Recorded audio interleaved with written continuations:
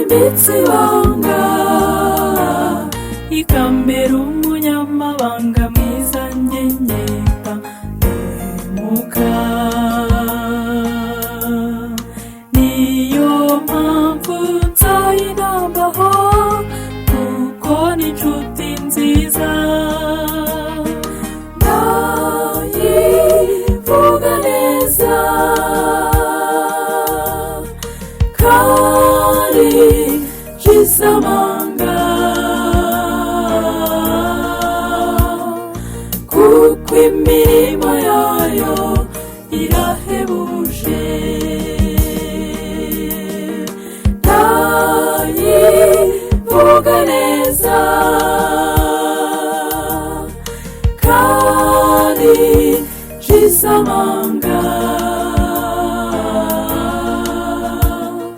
kuko imirimo yayo irahebuje.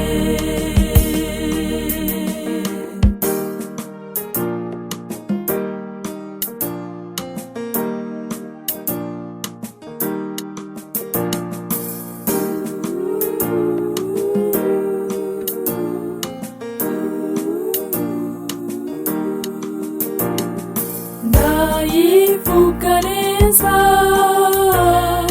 kandi nshize amanga, kubw'imirimo yayo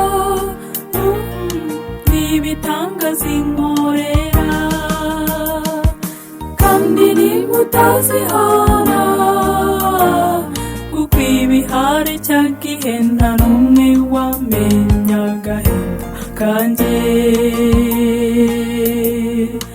Ikambwira iti komera mwana wanjye sinza guhana. Ndayivuga neza kandi nshize amanga, kuko imirimo yayo irahebuje.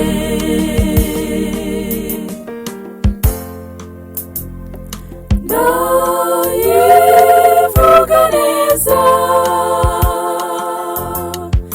kandi nshize amanga,